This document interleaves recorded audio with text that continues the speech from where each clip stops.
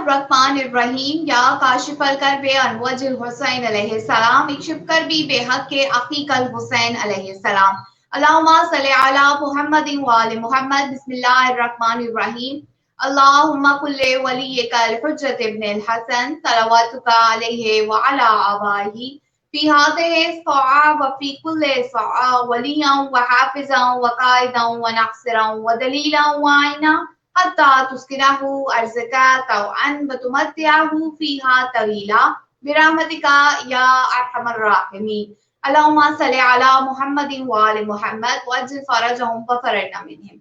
تمام تعریفیں اللہ کے لیے، درود و سلام محمد وآل محمد کے لیے.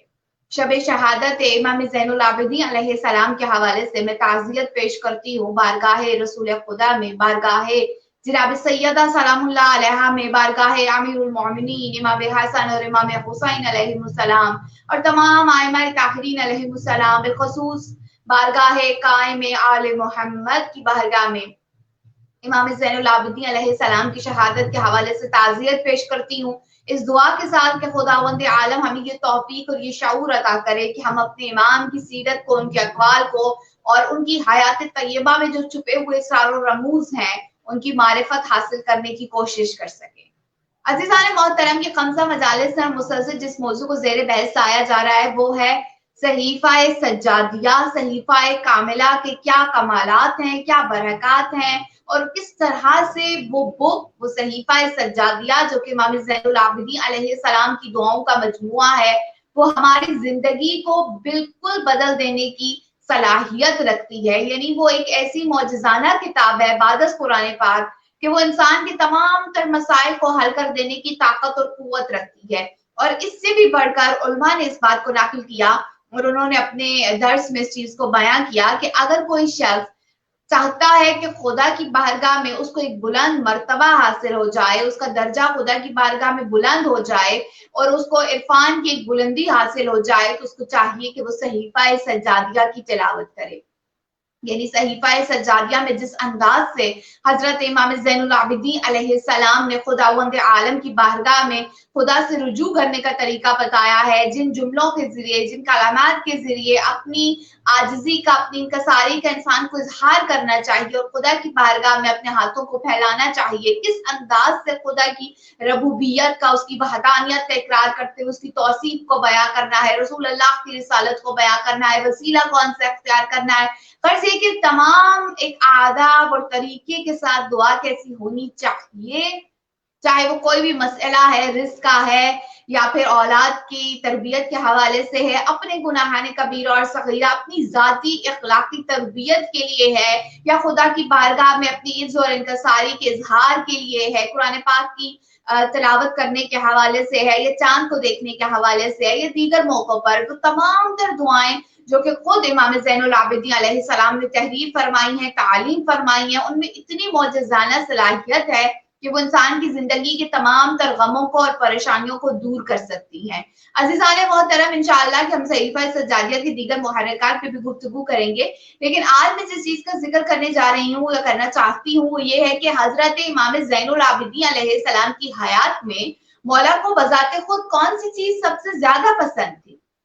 یعنی کون سی ایک ایسی عادت آپ کہہ لیں یا کون سا ایک ایسا عمل صالح ہے کہ جو امام زین العابدین علیہ السلام بہت زیادہ فرماتے تھے اور اس کو کرنا بھی چاہتے تھے. یا اگر میں یوں کہوں کہ امام کے اقوال سے، امام کی سیرت سے جس چیز کا ہمیں بہت زیادہ امام کا اس چیز کی طرف رجوع نظر آتا ہے، اگر میں کہوں تو کیا ہوگی کہ خداوند عالم سے گفتگو کرنا، خدا سے راز و نیاز کرنا. یہ ایک ایسی بات ہے، ایک ایسا عمل ہے، ایک ایسی چیز ہے جو کہ ہمیں حضرت امام زین العابدین علیہ السلام کی حیات میں بہت زیادہ پرومیننٹ نظر آتی ہے. یعنی مولا خداوند عالم کی بارگاہ میں رجوع کرنا، خداوند عالم سے مانگنا، خداوند عالم کے ہاں سجدہ ریز ہونا، کثرت سجدہ، کثرت دعا، کثرت عبادت، کثرت تلاوت قرآن پاک، یہ ایک ایسی چیزیں ہیں جو کہ ہمیں سبھی ائمہ طاہرین علیہ السلام کی حیات میں بہت زیادہ پرومیننٹ نظر آتی ہیں. لیکن امام زین العابدین علیہ السلام نے خصوصی طور پر دعا کو اپنا ہتھیار بنایا ہے، عبادت خداوندی کو اپنی ڈھال بنایا ہے، کثرت سجدہ کے ذریعے ہزاروں کی تعداد میں انسانوں کو مسلمان کیا ہے، یعنی دائرہ اسلام میں داخل کیا ہے. یعنی مولا نے جس چیز کا سب سے زیادہ میسج دیا ہے، جس چیز پہ سب سے زیادہ زور دیا ہے وہ یہ کہ اگر آپ خوش ہیں، اگر آپ پریشان ہیں، اگر آپ مشکل میں ہیں، اگر آپ اچھے دن گزار رہے ہیں، اگر آپ برے دن گزار رہے ہیں، اگر کوئی چیز آپ کو پریشان کر رہی ہے، کوئی رنج ہے، کوئی غم ہے، کوئی وہم ہے، ڈپریشن ہے، کسی طرح کا بھی کوئی مسئلہ ہے کہ کسی بھی طرح کی کوئی خوشی ہے، انسان کو سب سے پہلے جس چیز کی طرف توجہ کرنی چاہیے کہ جس ہستی کی بارگاہ میں جانا چاہیے، اس سے اپنے مسئلے کو، اس سے اپنی خوشی کو شیئر کرنا چاہیے، وہ اللہ رب العزت کی ذات ہے۔ عزیزان محترم، امام زین العابدین علیہ السلام فرماتے ہیں کہ دعا ایک ایسا طریقہ ہے کہ جس سے آپ اللہ رب العزت کی رضا اور خوشنودی حاصل کر سکتے ہیں۔ مولا متقیان امیر المؤمنین علی بن ابی طالب علیہ السلام فرماتے ہیں کہ دعا مانگتے رہو، دعا مانگنا دستک دینے کے مترادف ہے، اور بار بار دستک دینے سے دروازہ کھل ہی جاتا ہے۔ یعنی بار بار ائمہ طاہرین علیہم السلام جس چیز کی طرف فورس کر رہے ہیں کہ ان کے شیعہ، ان کے محبین، ان کے ماننے والے، ان کے چاہنے والے جائیں یا اس چیز پر زیادہ زور دیں یا غور و فکر کریں، وہ کیا ہے کہ وہ خود کو خدا کی بارگاہ میں ہر وقت حاضر و موجود پائیں، اپنے تمام تر اعمال کو اس انداز سے انجام دیں کہ گویا ہر لمحہ خداوند عالم ان پہ نگاہ کیے ہوئے ہے۔ تو اب وہ ہستی کہ جو آپ کی تنہائی میں بھی شاہد ہے آپ کے ہر عمل کی، اور وہی فیصلہ کرنے والی ہے، تو پھر اس سے کیسے رجوع کرنا ہے، اس کے ساتھ کیسے ایک رشتے کو نبھانا ہے، ایک عبد و معبود کے رشتے کا کس طرح سے لحاظ کرنا ہے، خالق اور مخلوق کے رشتے کا کس طرح سے حق ادا کرنا ہے، یہ تمام تر چیزیں امام زین العابدین علیہ السلام نے بہترین انداز سے تعلیم فرمائی ہیں، دعاؤں کی صورت میں، اپنے کثرت سجدہ کے ذریعے، کثرت عبادت کے ذریعے۔ راوی بیان کرتا ہے، اس کو معجزات آل محمد میں نقل کیا گیا، اور امام زین العابدین علیہ السلام کے معجزے کے حوالے سے یہ چیز ہمیں ملتی ہے کہ راوی بیان کرتا ہے کہ میں اور میرے ساتھ عابدوں کی ایک جماعت تھی، یعنی عبادت گزاروں کی، زاہد اور پرہیزگاروں کی ایک جماعت تھی، اور ہم چلے ہیں مکہ کی جانب۔ ابھی ہم مکہ میں موجود تھے، عبادت خداوندی کو انجام دے رہے تھے کہ ہم نے کیا دیکھا کہ کچھ لوگ ہمارے پاس آئے اور کہنے لگے کہ یہاں پر تو کافی عرصے سے قحط کا جو ہے وہ سامان ہو چکا ہے اور بارش نہیں ہو رہی، تو آپ جو کہ بہت عبادت گزار ہیں، بزرگ ہیں، زاہد ہیں، عبادت کر رہے ہیں، تو آپ اللہ کی بارگاہ میں ہمارے لیے درخواست کر دیں کہ وہ آسمان سے ہمارے لیے ابر رحمت کو نازل کر دے۔ اب وہ عابد خود ہی اس بات کو بیان کرتے ہیں کہ میں اور میرے ساتھ جتنے دیگر افراد تھے جو زاہدوں کی جماعت تھی، جو عبادت کی غرض سے آئے تھے مکہ، ہم سب نے خداوند عالم کی بارگاہ میں 2 رکعت نماز پڑھی اور اس کے بعد اپنے ہاتھوں کو بلند کیا اور دعا کی کہ خداوند عالم رحمت نازل فرمائے، بارش ہو جائے، تاکہ جو لوگ پریشان ہیں ان کی پریشانی کا حل نکل سکے۔ لیکن وہ بیان کرتے ہیں کہ ہماری اس دعا سے کچھ بھی اثر نہ ہوا اور بادل کہیں دور دور تک دکھائی نہیں دیتا تھا۔ اتنے میں ہم نے ایک جوان کو دیکھا کہ جس کے چہرے سے ایک نور چمک رہا تھا اور نور واضح تھا، لیکن اس کے چہرے پہ خوف خداوند عالم کے اثرات موجود تھے۔ جو حقیقی عابد اور زاہد ہوتا ہے وہ اس کی تمام تر علامات اس جوان میں موجود تھی، اور وہ جب ہمارے پاس آئے اور یہ کہنے لگے، ہم خانہ کعبہ کے پاس ہی موجود تھے، وہ ہم سے یہ کہنے لگے کہ کیا تم میں سے کوئی بھی ایک ایسا نہیں ہے کہ جس سے خدا محبت کرتا ہو، یعنی خدا نے تمہاری دعا کیوں نہیں قبول کی؟ تو وہ ظاہر یہ کہنے لگا کہ ہمیں کیا معلوم کہ خدا ہم سے محبت کرتا ہے کہ نہیں کرتا، ہمارا کام تو صرف یہ ہے کہ ہم اللہ کی بارگاہ میں اپنے ہاتھوں کو اٹھا دیں، آگے تو خدا کی مرضی ہے کہ وہ ہماری اس دعا کو قبول کرے یا نہ کرے۔ تو وہ جوان ہم سے یہ کہنے لگا کہ ایسا نہیں ہے، اب میں دعا مانگتا ہوں اور تم دیکھنا کہ خدا کس طرح سے اس دعا کو قبول کرتا ہے۔ وہ راوی یہ بیان کرتا ہے کہ ہم نے دیکھا کہ اس جوان نے 2 رکعت نماز پڑھی، سجدے میں سر کو رکھا اور پھر کچھ کلمات کہے، اور وہ کلمات یہ تھے کہ اے خدا، جو محبت تو مجھ سے کرتا ہے، میں تجھے اس محبت کی قسم دیتا ہوں کہ تو اپنی اس مخلوق پر ابر رحمت نازل فرما، بارش نازل کر دے، تاکہ ان کا مسئلہ، ان کی پریشانی اور ان کی مشکل دور ہو جائے۔ راوی بیان کرتا ہے کہ ابھی اس جوان کے یہ کلمات ختم نہ ہوئے تھے کہ اچانک آسمان پر بادل چھا گئے اور اتنی بارش ہوئی کہ یوں لگتا تھا کہ مشکیزوں کے دہانے کھول دیے گئے ہیں، اور لوگوں کی جو پریشانی تھی اور جو مشکل تھی وہ تمام ہو گئی، وہ حل ہو گئی، ان کا مسئلہ حل ہو گیا۔ اور جوان وہ جب اٹھا تو کہنے لگا کہ دیکھا खुदा कितनी मोहब्बत करता है हमसे। और फिर कुछ अशआर पढ़े उस जवान ने कि जिसका मतलब ये था कि अगर कोई शख्स खुदावंद आलम की मारिफत हासिल नहीं कर सकता उसकी अता के बावजूद तो वो बदबख्त है। बस इंसान को ये चाहिए कि वो खुदा का कुर्ब, उसकी रजा और उसकी खुशनुदी हासिल करे। रावी बयान कहते हैं जब वो जवान जा चुके तो मैंने अहले मक्का के एक फर्द से पूछा कि आखिर ये कौन थे, तो मुझे बताया गया कि ये अली बिन हुसैन अलैहिस्सलाम है। अज़ीज़ान मोहतरम, ये तो मौजज़ा है हजरत इमाम ज़ैनुल आबिदीन अलैहिस्सलाम का। उन्होंने अपनी जद रसूलुल्लाह सल्लल्लाहु अलैहि वसल्लम की सुन्नत के मुताबिक इस मौजज़े को करके दिखाया। लेकिन जो इसमें कलामात इरशाद फरमाए इमाम ज़ैनुल आबिदीन अलैहिस्सलाम ने वो क्या है कि ए खुदा तू जो मुझसे मोहब्बत करता है, मैं तुझे उस मोहब्बत की कसम दे के कहता हूँ कि मेरे इस मसले को हल कर दे, मेरी इस परेशानी को हल कर दे। यानी इमाम ज़ैनुल आबिदीन अलैहिस्सलाम ने आबदों से भी क्या फरमाया था, क्या तुम में से कोई एक भी ऐसा नहीं है कि जिससे खुदा मोहब्बत करे। यानी खुदा किन की दुआओं को मुस्तजाब करता है कि जिनसे वो मोहब्बत करता है,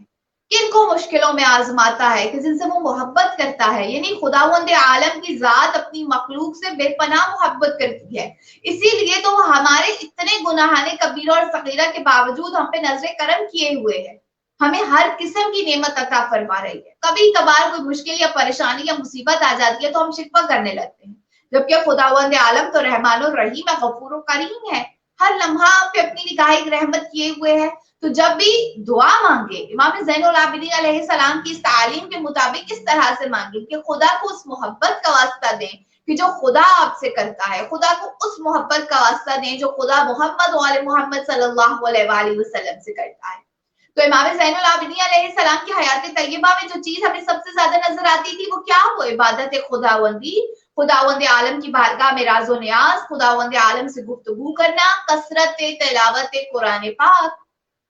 खुद इमाम ज़ैनुल आबिदीन अलैहिस्सलाम फरमाते हैं कि अगर मखलूक खुदा में एक भी बाकी ना रहे और तमाम कायनात खाली हो जाए, यानी एक शख्स भी रुए जमीन पे बाकी ना रहे, तो इमाम ज़ैनुल आबिदीन अलैहिस्सलाम फरमा रहे हैं कि अगर उस आलम में मेरे पास कुरान पाक हो तो मुझे कभी भी वहशत महसूस नहीं होगी।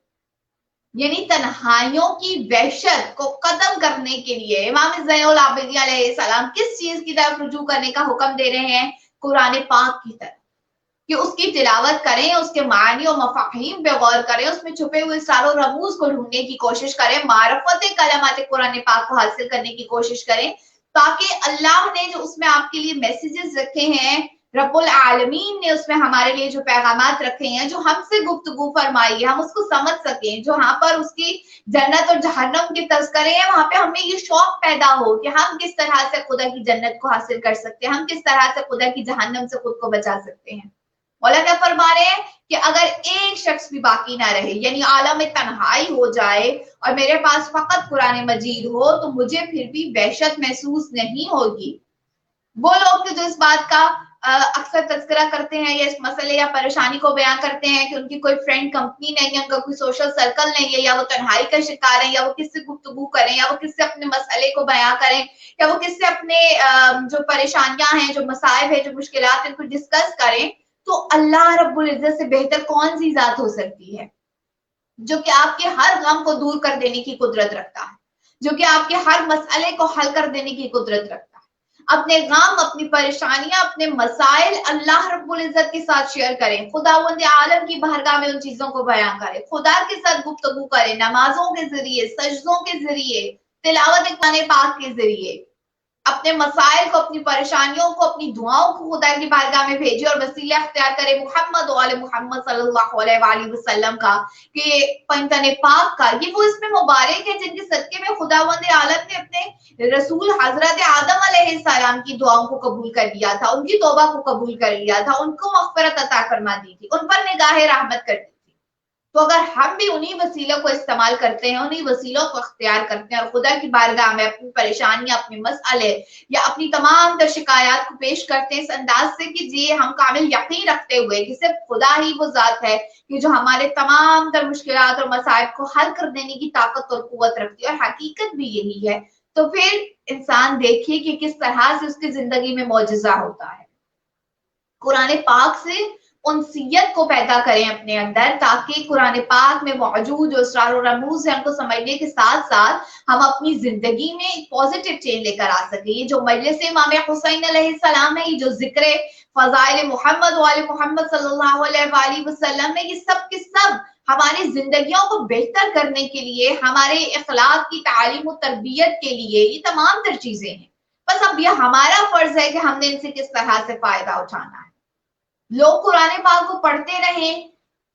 اس کی معنی کو نہ سمجھیں، اس کی تفسیر کو نہ سمجھیں، شان نزول کو نہ سمجھیں، قرآن پاک میں جو آیات الہی ہیں ان کے پیچھے جو بیک گراؤنڈ تھا، جو ریزنز تھی، ان کو نہ سمجھیں تو کیا فائدہ؟ شام میں بھی ایسے افراد موجود تھے کہ جو یہ دعویٰ کرتے تھے کہ انہوں نے قرآن پاک کی تلاوت کی ہے، وہ قرآن پاک کو جانتے ہیں، قرآن پاک کو انہوں نے پڑھا ہے، رسول اللہ کا دین کو اختیار کیے ہوئے ہیں، اللہ رب العزت کی وحدانیت پر اقرار رکھتے ہیں، لیکن یہ جو اصل شان نزول تھا قرآن پاک کا، جن ہستیوں کے بارے میں انہی سے نہ واقف رہے، انہی کی معرفت نہ حاصل کر سکے، تو خدا کی معرفت کیسے حاصل کرے؟ مولا حسین علیہ السلام فرماتے ہیں کہ خدا کی معرفت اپنے وقت کے امام کی معرفت، تو جو امام کی معرفت نہ حاصل کر سکا، اس نے خدا کو کیسے پہچانا؟ وہ خدا تک کیسے پہنچ سکتا ہے؟ خدا کی رضا اور خوشنودی کو کیسے حاصل کر سکتا ہے؟ عزیزان محترم، مقتل لاہوف میں سید ابن طاؤس نے ایک شامی مرد کی داستان کو بیان کیا کہ جس نے قرآن پاک کو تو پڑھ رکھا تھا، لیکن قرآن پاک میں جو آیت الہی ہے ان کا شان نزول کیا ہے، یا معرفت امام کیا ہے، یا معرفت محمد وآل محمد صلی اللہ علیہ وآلہ وسلم کیا، اس سے نا واقف تھا۔ اس کو امام زین العابدین علیہ السلام نے کس طرح سے تعلیم فرمائی، اس سلسلے میں وہ لکھتے ہیں کہ راوی بیان کرتا ہے کہ جس وقت اہل بیت امام حسین علیہ السلام مسجد کے دروازے پر ٹھہر گئے تو اس دوران ایک ضعیف العمر شخص آیا اور ان کے پاس آ کے بلند آواز سے کہنے لگا کہ خدا کا شکر ہے کہ جس نے آپ کو قتل کر دیا اور آپ کے مردوں کے قتل کے ذریعے شہروں میں امن قائم ہوا، اور جزیل ان کی تعریف و توصیف کرنے لگا، یعنی اپنے کلامات سے امام زین العابدین علیہ السلام کو تکلیف اور اذیت پہنچانے لگا کہ اسی موقع پہ امام علی بن حسین علیہ السلام نے اس کے جواب میں فرمایا، اے شخص، کیا تم نے قرآن پڑھا ہے؟ وہ کہنے لگا کہ بالکل پڑھا ہے۔ تو مولا نے فرمایا، کیا قرآن میں تم نے آیا مودت کو پڑھا ہے کہ جس میں خداوند عالم نے اپنے حبیب سے کہا کہ اے رسول ان سے کہہ دو کہ میں تم سے کچھ نہیں چاہتا اجر رسالت، فقط یہ کہ میرے اہل بیت سے، میرے قرابت داروں سے محبت کرو۔ وہ کہنے لگا کہ میں نے پڑھا ہے۔ امام علی بن حسین علیہ السلام نے فرمایا، ہم ہی پیغمبر کے قرابت دار ہیں، ہم ہی وہ اہل بیت محمد مصطفیٰ صلی اللہ علیہ وآلہ وسلم ہیں کہ جن کی محبت کو خداوند عالم نے اجر رسالت قرار دیا۔ امام علی بن حسین علیہ السلام نے فرمایا کہ کیا تم نے سورہ بنی اسرائیل کو پڑھا ہے؟ اس نے کہا ہم نے پڑھا ہے۔ مولا فرمانے لگے، وآت ذی القربى حقہ، کیا اس آیہ مبارکہ کو پڑھا ہے؟ وہ کہنے لگا میں نے پڑھا ہے۔ مولا نے فرمایا، تو ہم ہی وہ رسول اللہ کے رشتہ دار ہیں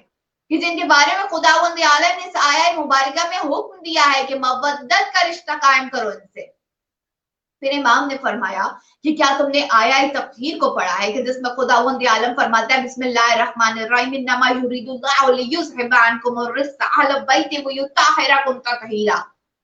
کیا تم نے اس آیہ مبارکہ کو پڑھا ہے؟ وہ کہنے لگا کہ جی میں نے اس کو بھی پڑھا ہے۔ تو مولا فرمانے لگے کہ ہم ہی اہل بیت محمد مصطفیٰ صلی اللہ علیہ وآلہ وسلم ہیں کہ جن سے خداوند عالم نے آیہ تطہیر کو مخصوص کر دیا ہے، یعنی طہارت کو اور عصمت کو ہم اہل بیت محمد مصطفیٰ صلی اللہ علیہ وآلہ وسلم سے مخصوص کر دیا ہے۔ وہ بوڑھا شامی ان کلمات کو سننے کے بعد خاموش ہو گیا اور اپنی باتوں پر شرمندہ ہوا اور کہنے لگا کہ میں آپ کو خدا کی قسم دیتا ہوں، آپ یہ بتائیں کہ کیا واقعی یہ قرآن پاک کی ساری آیات کی جن کی تلاوت آپ نے کی ہے، یہ آپ کے بارے میں نازل ہوئی ہے، آپ کی شان میں نازل ہوئی ہے، آپ کی توصیف کو بیان کر رہی ہیں؟ تو حضرت علی بن حسین علیہ السلام نے فرمایا، مجھے خدا اور اپنے جد امجد حضرت محمد مصطفیٰ صلی اللہ علیہ وآلہ وسلم کی قسم کہ یہ آیات ہمارے حق میں ہیں۔ وہ بوڑھا یہ شخص یہ سن کر رونے لگا اور اپنا امامہ زمین پر اس نے پھینک دیا اور سر کو آسمان کی طرف بلند کر کے کہنے لگا کہ کیا میری توبہ قبول ہو سکتی ہے؟ یعنی اس وقت جب اس نے معرفت امام کو حاصل کر لیا، جب وہ پہچان گیا کہ حقیقی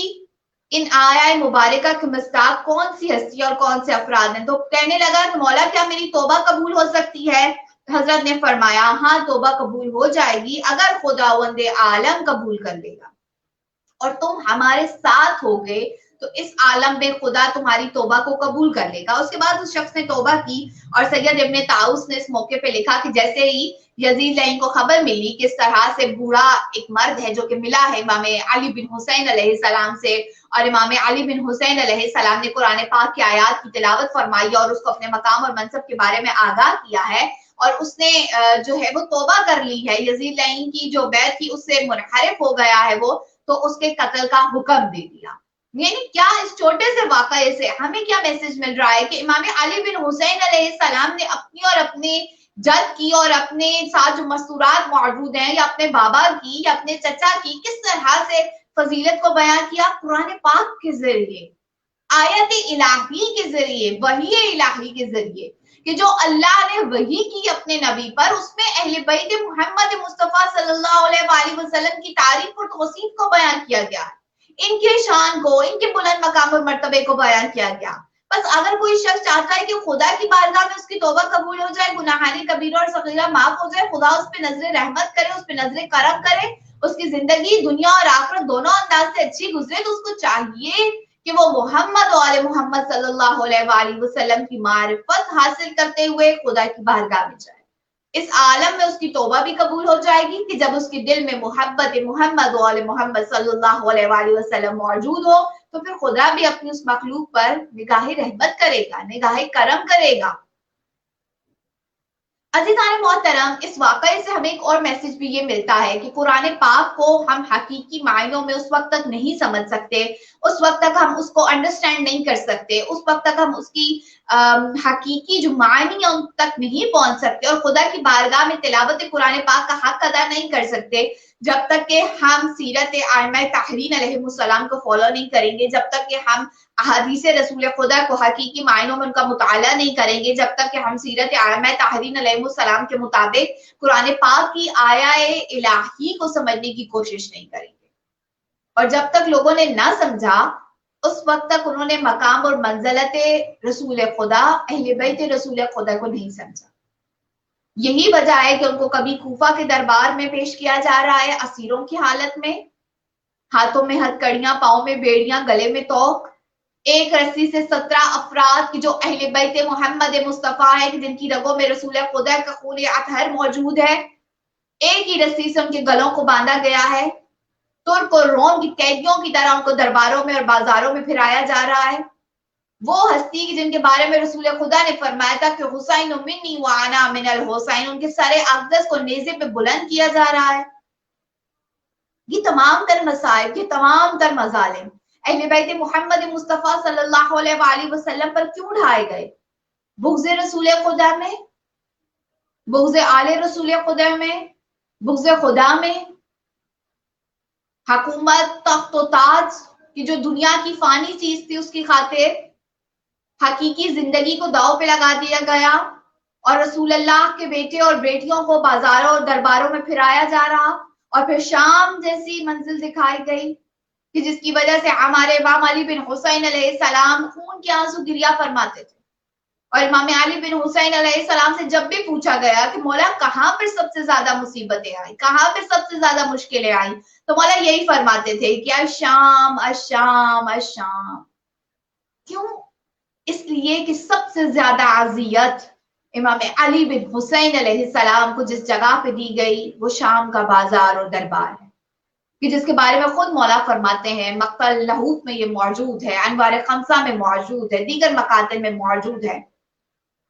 امام علی بن حسین علیہ السلام فرماتے ہیں کہ شام میں ہم پر ایسی ایسی مصیبتیں آئیں اور ایسے ایسے مظالم ہم پہ ڈھائے گئے کہ جس کی نظیر نہیں ملتی۔ مولا فرماتے ہیں کہ جب ہمیں بازار سے گزارا جا رہا تھا تو اس قدر رش تھا کہ ہمارے آگے رقاصاؤں کا گروہ تھا اور ایک عجیب سا جشن کا اور محفل کا سما تھا، یہ جانتے ہوئے بھی کہ ہم اہل بیت محمد مصطفیٰ صلی اللہ علیہ وآلہ وسلم ہے۔ میرے ساتھ میری پھوپھیوں کو بے ردا کر کے ان کی چادروں کو نوک نیزہ سے اتار کر عالم اسیری میں ان کو لے جایا گیا، اور چھتوں پہ موجود جو عورتیں اور بچے اور مرد تھے وہ ہمارے اوپر گرم پانی پھینکتے، آگ پھینکتے اور پتھر پھینکتے۔ مولا فرماتے ہیں شام میں ہمیں اس مقام پہ لے جایا گیا کہ جہاں ترک اور روم کے قیدیوں کو بیچا جاتا تھا۔ امام علی بن حسین علیہ السلام فرماتے ہیں کہ شام میں ہمیں ایک ایسے زندان میں رکھا گیا کہ جس کی چھت نہیں تھی، دن کو دھوپ پڑتی تھی اور رات کو اس کی وجہ سے ہم تمام اہل بیت محمد مصطفیٰ صلی اللہ علیہ وآلہ وسلم کے چہرے کی جلد جھلس چکی تھی، آگ کی وجہ سے ہمارے چہرے، ہمارے سر کی جلد جل چکی تھی۔ مولا فرماتے ہیں پتھروں کی وجہ سے ہمارے پاؤں تک سے خون جاری تھا،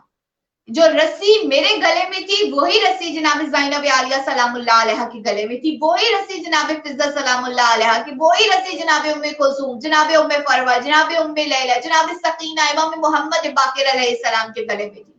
امام علی بن حسین علیہ السلام فرماتے ہیں ہم میں سے اگر کوئی ایک رکتا تو ہم سب کے سب کو رکنا پڑتا تھا، ہم میں سے اگر کوئی ایک چلتا تھا تو سب کے سب کو چلنا پڑتا تھا۔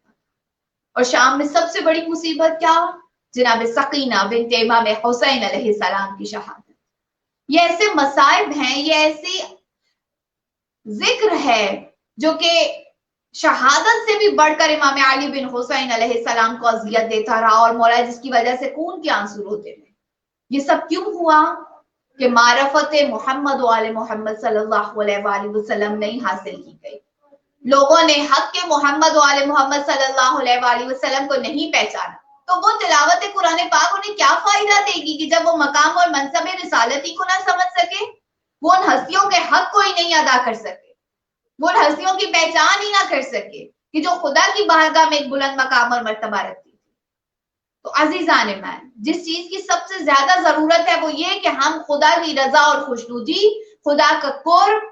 محشر میں شفاعت رسول خدا نہیں حاصل کر سکتے جب تک کہ ہم اپنے وقت کے امام کی معرفت نہیں حاصل کریں گے، جب تک کہ ہم ائمہ طاہرین علیہ السلام کی سیرت کے مطابق اپنی زندگیوں کو گزارنے کی کوشش نہیں کریں گے۔ پس عزیزان محترم، ان مجلس امام حسین علیہ السلام سے، اس انداز سے برکات کو سمیٹیے، اس انداز سے اس مجلس حسین کی ثمرات کو سمیٹیں کہ اپنے وقت کے امام کے لیے ایک مؤثر محب ثابت ہو سکے، ایک مؤثر شیعہ، مددگار شیعہ کے طور پہ سامنے آ سکے۔ خداوند عالم سے دعا و درخواست ہے کہ وہ ہمیں یہ توفیق عطا کرے کہ ہم معرفت امام زمان حاصل کر سکیں۔ سب دعاؤں سے بڑھ کر اہم دعا ہمارے وقت کے امام زمان علیہ السلام کا جلد از جلد ظہور فرمائے، ہمارا شمار امام کے حامیوں اور ناصروں میں ہو، آمین یا رب العالمین۔ اللہم صلی علی محمد و آل محمد وعجل فرجہم